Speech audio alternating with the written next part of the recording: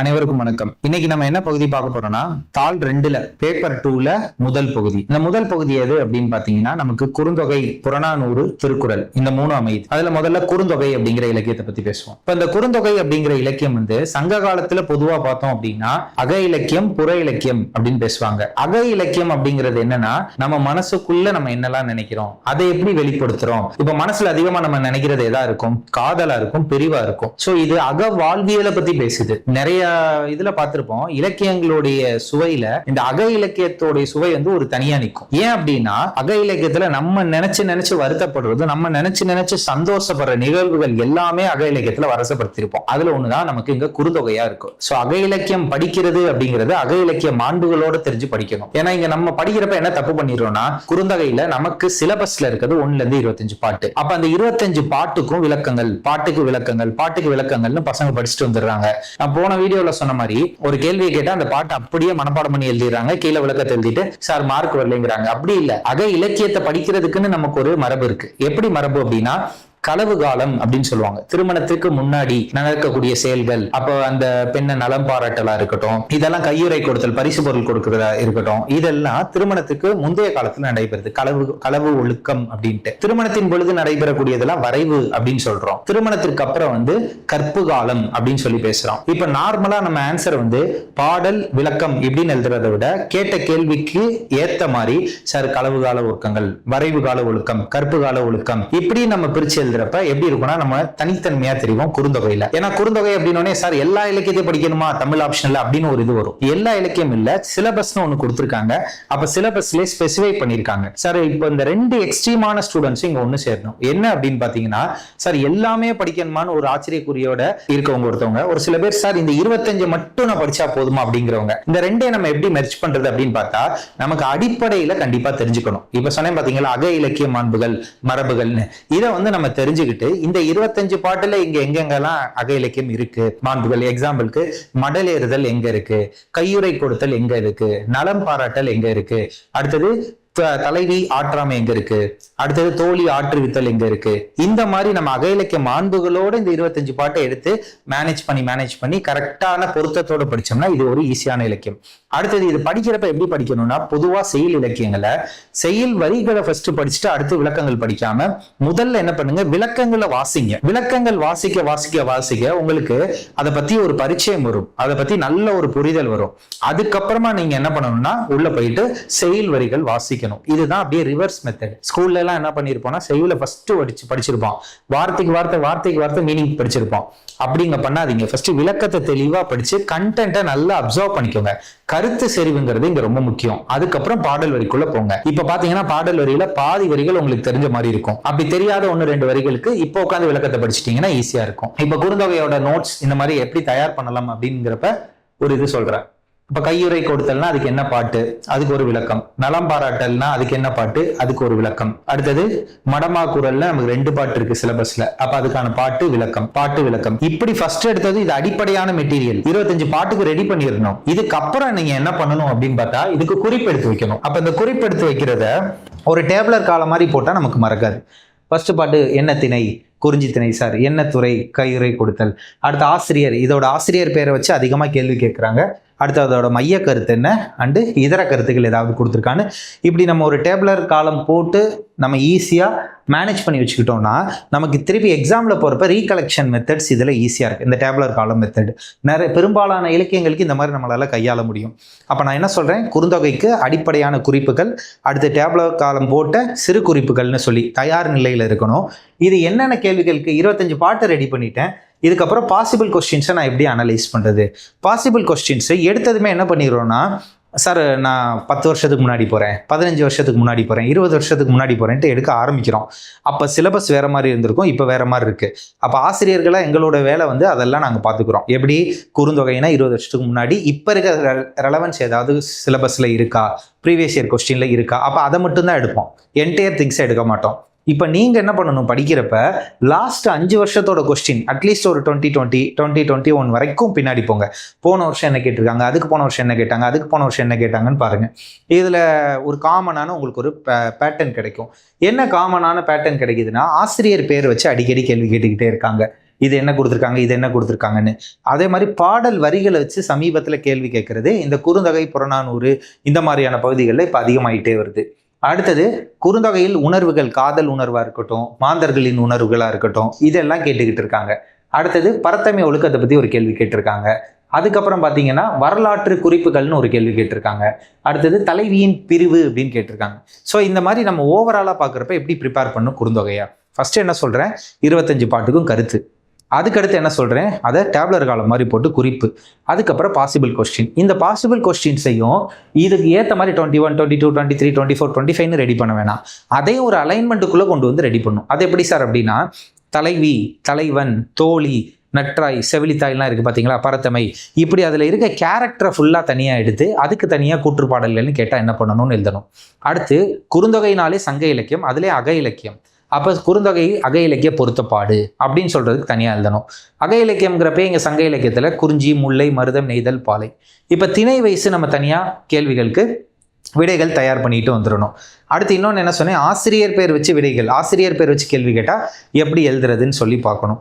அடுத்து இது ஒரு காதல் இலக்கியம்னு சொல்கிறோம், அப்போ காதல் இலக்கியம்.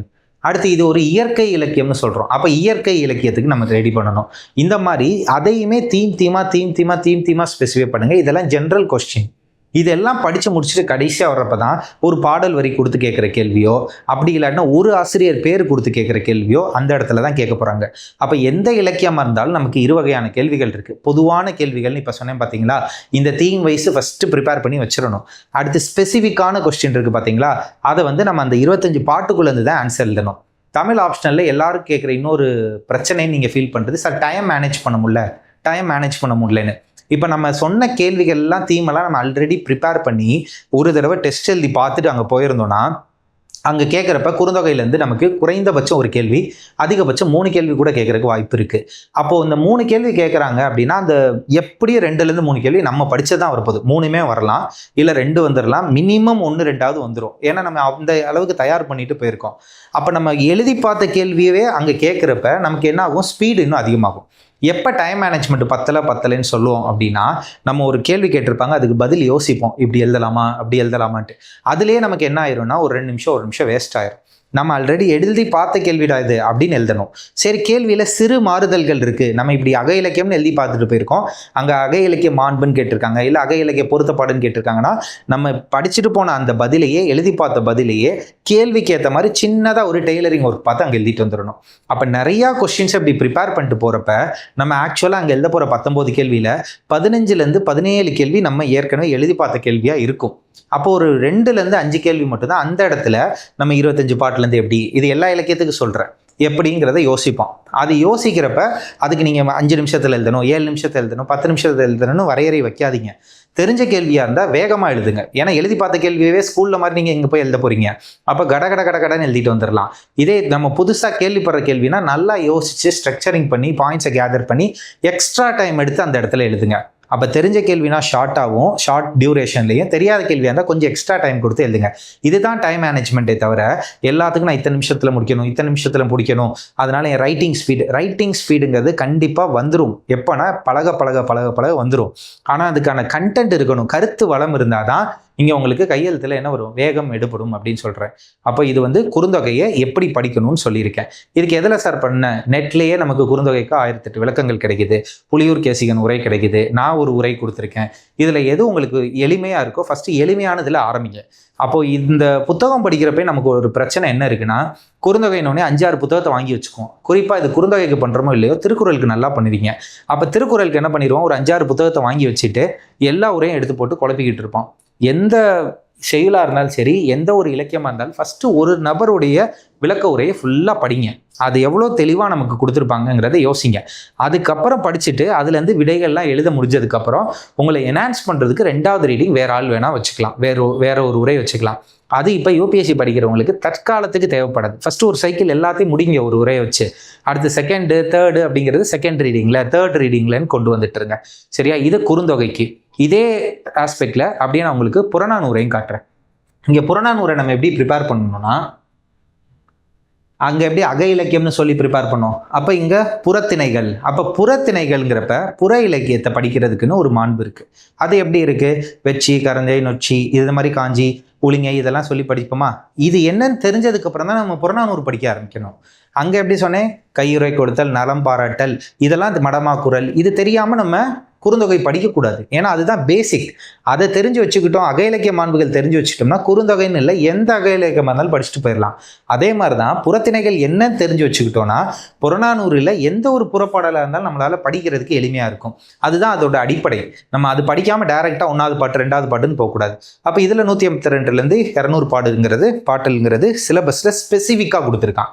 அப்போ அதே மாதிரி குறுந்தொகை மாதிரியே ஒரு பாடலாக எடுத்து அதுக்கு என்னென்ன குறிப்புகள்னு எடுத்து வச்சுக்கணும். என்ன திணை, என்ன துறை, பாடான்ல எவ்வளோ கேட்டிருக்காங்க, பொதுவியல் எவ்வளோ கேட்டிருக்காங்க அப்படின்னு பார்க்கணும். பாடான்னா ஒரு ஆண்மகனின் ஒழுக்கத்தை பாடப்படுவது, பெருமையை பாடப்படுவது பாடான் அப்படிங்கிறப்ப. பொதுவியல் திணை அப்படிங்கிறது பொதுவான கருத்துக்களை கூறக்கூடியது.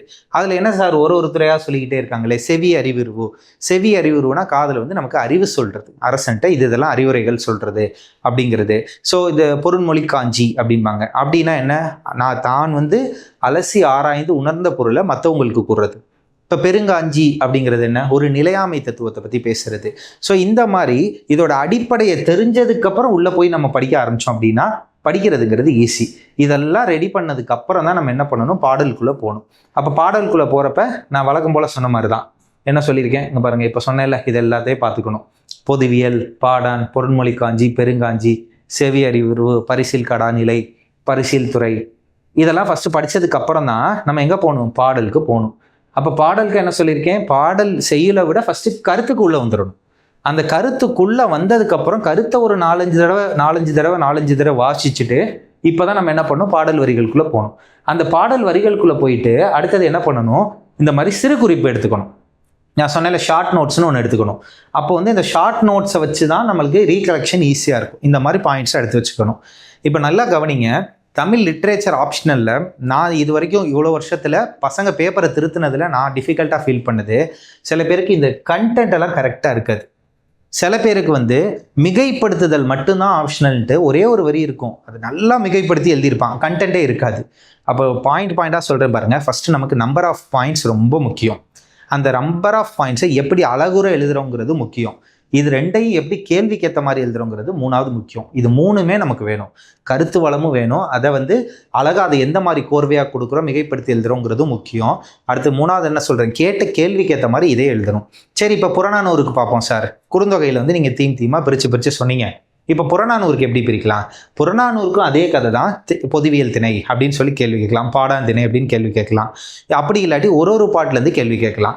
அந்த ஒரு பாட்டிலேருந்து கேள்வி கேட்குறப்ப ஆசிரியர் பேர் கொடுத்து கேட்கலாம். பொதுவான கேள்விகளே பார்த்தீங்கன்னா, புறநானூரில் கூறப்படும் அறங்கள் யாவை, மன்னன் எவ்வாறு இருக்கணும்னு புறநானூறு சொல்லுது, இந்த மாதிரி கேள்வியெல்லாம் கேட்கலாம். வரி விதிப்பு நமக்கு தெரியும். கொஞ்சம் வருஷத்துக்கு முன்னாடி நம்ம ஃபினான்ஸ் மினிஸ்டர் நிர்மலா சீதாராமன் அவர்கள் என்ன பண்ணாங்கன்னா, இவ்வளோ வருஷமாக பட்ஜெட்டுன்னு ஒன்று வாசிக்கிறப்பெல்லாம் திருக்குறள் வச்சே ஆரம்பிப்பாங்க. நான் இந்த தடவை திருக்குறள் இல்லை, தமிழ் இலக்கியங்களில் நிறைய இலக்கியங்களில் நமக்கு நிதி மேலாண்மை பற்றி பேசியிருக்கு அப்படின்னு என்ன பண்ணாங்க, புறநானூறுலேருந்து ஒரு பாட்டு எடுத்துகிட்டு போய் பேசினாங்க. யானை புக்க புலம் போல அப்படின்ட்டுன்னு. அதாவது நிலம் சின்னதாக இருந்தாலும் யானைக்கு அறுவடை கரெக்டாக பண்ணி கவலமாக கொடுத்தா அதிக நாள் சாப்பிடும். பெரிய நிலமாக இருந்துச்சுனாலும் விளைச்சல் இருந்துச்சுன்னா யானையை போய் சாப்பிடுன்னு சொன்னால் அது காலில் தான் அதிகமாக பயிர் வேஸ்ட் ஆகுமே தவிர அது சாப்பிட்டது வாய்க்குள்ளே போனது கம்மியாக இருக்கும். இந்த மாதிரி தான் ஒரு வரி விதிப்பு இருக்கணும் அப்படின்னு சொல்லிட்டு ப்ராக்ரெசிவ் டாக்ஸேஷன்ஸு, ரெக்ரெசிவ்ஸ், இதை பற்றிலாம் அவங்க பேசியிருந்தாங்க. ஸோ அப்போது இந்திய அளவில் பட்ஜெட் போடுறப்ப அந்த விஷயத்த பேசினப்ப இங்கே நமக்கு சிலபஸ்லேயும் அது இருக்குது. அதெல்லாம் மேற்கோள் காட்டுறப்பெல்லாம் நல்லா ஒரு ஆன்சர்ஸில் மார்க் அதிகமாக கிடைக்கும். சொல்ல புரியுதா? அப்போ ஒரு பாட்டுக்கு இன்னும் சொல்ல போனால் யாதும் ஊரே யாவரும் கேளீர், தீதும் நன்றும் பிறதரவரா, இதெல்லாம் பொதுவான அறங்கள்னு கேட்குறப்ப கண்டிப்பாக கொடுக்கணும். இது எங்கே அப்துல் கலாம் யுவன் வரைக்கும் போய் பேசிட்டு வந்த ஒரு கருத்து, அது நம்மளுடைய இந்த புறநானூறு கருத்துக்களில் இருக்குது. சரியா? அப்போ புறநானூறுக்கு பொதுவான கேள்விகள் சொல்லிட்டு பொதுவான அறங்கள் என்ன, பாடான் என்ன, பொதுவியல் என்னன்னு படிச்சிடணும். குறிப்பான கேள்விகள்னு சொல்லிட்டு ஒரு பாட்டுக்கு உள்ள பாடல் ஆசிரியர் பேர் கொடுத்து கேட்டால் என்ன பண்ணுறது, அதே மாதிரி ஒரு லட்சிய ஊர் எப்படி இருக்கணும்னு சொன்னால் எப்படி பண்ணுறது, பிசிராந்தையாட்ட நம்ம சின்ன வயசுலலாம் கேள்விப்பட்டிருப்போம், ஏன் உங்கள் முடி நரைக்கலை அப்படிங்கிறப்ப என் மன்னன் நல்லா இருக்கான், என் குடும்ப மக்கள் நல்லா இருக்காங்க, குழந்தைங்க நான் சொல்கிறத கேட்குறாங்கன்னு சொல்லிலாம் பேசியிருப்போம். இந்த மாதிரி ஸ்பெசிஃபிக் கொஸ்டின்ஸ் கேட்கறதுக்கும் இதில் வாய்ப்பு இருக்குது. கடைசியாக பாடல் வரி ஏதாவது ஒரு வரி கொடுத்து இடஞ்சுட்டி பொருளுக்கு கேட்கறதுக்கும் இதில் வாய்ப்புகள் இருக்குது. அதை தெளிவாக எடுத்து வச்சுக்கணும். இதுலேயே லாஸ்ட் 5 வருஷம் என்னென்ன கொஸ்டின் கேட்டிருக்காங்கிறத நான் இப்போ ஆட் பண்ணியிருக்கேன். அதை பார்த்துக்கோங்க என்னென்ன கேட்டிருக்காங்கன்ட்டு. இதுக்கு அடுத்த இலக்கியமாக நம்ம பார்க்க போகிறது என்ன அப்படின்னா திருக்குறள். இப்போ திருக்குறள் அப்படின்னா தமிழ் ஆப்ஷனல் படிக்கிறவங்கலாம் விட்டுருங்க, பொதுவாகவே இப்போ நம்ம பேசின பட்ஜெட் பேசினப்பவே புறநானூரை பற்றி பேசியிருக்காங்க. அப்போ இந்த திருக்குறளில் நமக்கு தமிழராக பிறந்த எல்லாருமே இதை படிக்கணும், தமிழர் இல்லை உலகளவில் எல்லாருமே இதை படிக்கணும் அப்படிங்கிறது தான் எல்லாருடைய கருத்தாகவும் இருக்குது. அப்படிப்பட்ட ஒரு மிகப்பெரிய அற இலக்கியமான திருக்குறளில் நமக்கு சிலபஸில் இருக்கிறது என்ன இந்த திருக்குறளில் அப்படின்னு பார்த்தீங்கன்னா, இறைமாட்சி முதல் அவை அஞ்சாமை வரைன்னு எல்லாமே அட்மினிஸ்ட்ரேஷனுக்கு ஏற்ற மாதிரி திருக்குறளாக இருக்கும். அப்போ இங்கே வந்து ஒரு மன்னனுக்கான குணங்கள் என்ன, மன்னன் எப்படி இருக்கணும், அதே மாதிரி மக்களை எப்படி பார்த்துக்கணும், கல்வியின் முக்கியத்துவம் என்ன, இந்த மாதிரியான நமக்கு அதிகாரங்கள். இதில் இன்னும் சொல்லப்போனால் இந்த 350 குறளில் நீங்கள் ஏற்கனவே பாதி குறளில் அட்லீஸ்ட் கொஞ்சம் குறளாவது நீங்கள் வந்து ஸ்கூல் லெவலே கேள்விப்பட்டதாக இருக்கும். ரிமைனிங் மட்டும் இங்கே படிக்கணும். இப்போ திருக்குறள் படிக்கிறோம் அப்படின்னோடனே என்ன பண்ணிடக்கூடாது, இது ஒப்புவித்தல் போட்டி இல்லை, ஃபர்ஸ்ட் குறள் 2வது குறள் 3வது குறள்னு மனப்பாடம் பண்ண ஆரம்பிச்சிருங்க. அப்படி இல்லை. திருக்குறளில் 2 வகையாக கேள்விகள் கேட்கலாம். ஒன்று பொதுவான கேள்விகள்னு வச்சுக்கோங்க.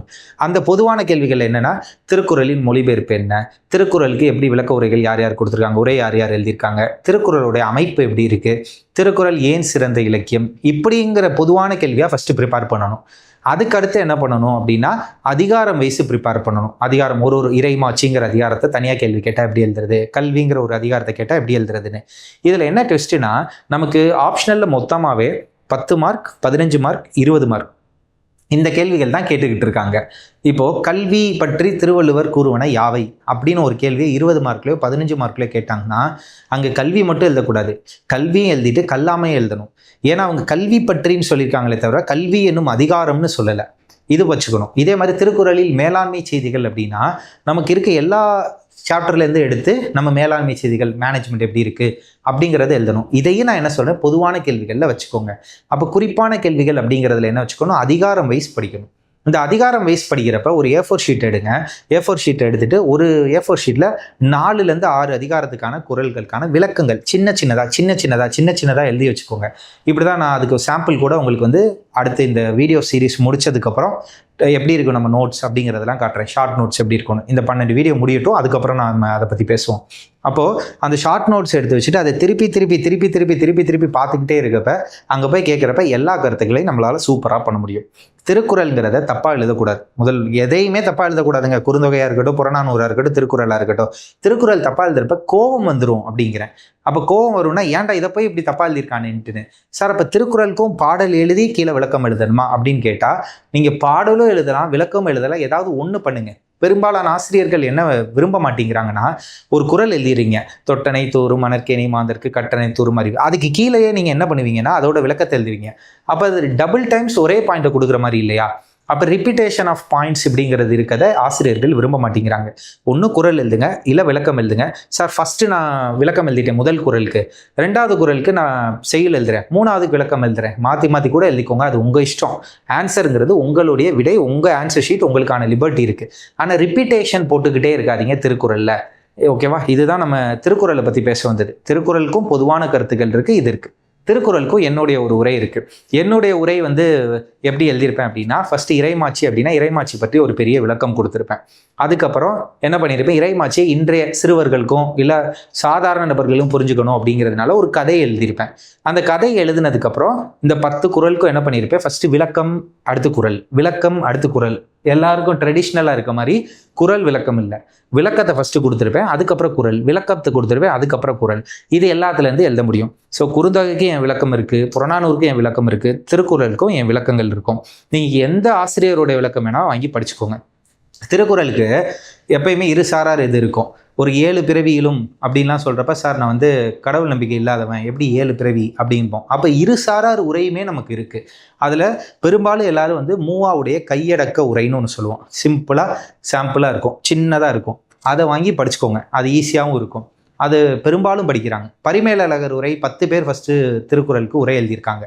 அதை எடுத்து படிச்சிங்கன்னா அது வந்து லென்த்தியாக நமக்கு இருக்கும். ஆனால் அது எல்லாரும் வாசிக்கக்கூடிய உரை தான். கொஞ்சம் அதே எலாபரேட்டாக கொடுத்துருப்பாங்க.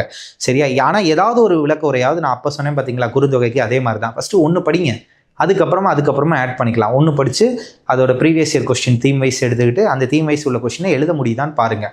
அதுக்கப்புறம் நம்ம ஆட் ஆன்ஸு, வேல்யூ எடிஷன்ஸு, இதெல்லாம் எல்லா ஆப்ஷனலில் இருக்க மாதிரியே இதுக்கும் வேல்யூ எடிஷன்ஸ் பண்ணுவோம். ஓகேவா? இந்த 3 இலக்கியத்தை பற்றி இந்த வீடியோவில் பேசியிருக்கேன். கண்டிப்பாக யூஸ்ஃபுல்லாக இருந்திருக்கும்னு நம்புகிறேன். இது எங்கே இருக்குது அப்படின்னா பேப்பர் 2ல் நமக்கு பார்ட் 1ல் இருக்குது, பகுதி 1ல் இருக்குது. குறுந்தொகை பற்றி பேசியிருக்கேன், புறநானூறு பற்றி பேசியிருக்கேன், திருக்குறள் பற்றி பேசியிருக்கேன். இது வந்து ஒரு ஷார்ட்டான விளக்கம் தான். ஏன் அப்படின்னா திருக்குறளை பற்றி உங்களுக்கே தெரியும், காலிலேருந்து நைட் வரைக்கும் இல்லை, எத்தனை மாதம் வேணால் பேச முடியும். குறுந்தொகை பற்றி அதே தான் பேச முடியும், புறநானூறு பற்றியும் பேச முடியும். எல்லாத்த பற்றியும் அதனுடைய பெருமைகளை பேசுகிறதுக்கே நமக்கு அதிகமாக இருக்குது. இங்கே நான் எதுக்குள்ளே லிமிட் பண்ணுறேன்னா, யூபிஎஸ்சியில் அதை எப்படி ப்ரிப்பேர் பண்ணணும் அப்படிங்கிற ஒரு டாபிக்குள்ளே நான் இதை லிமிட் பண்ணுறேன். சரியா? அடுத்த வீடியோவில் அடுத்த டாபிக்ஸ் பற்றி பேசுவோம். தேங்க்யூ.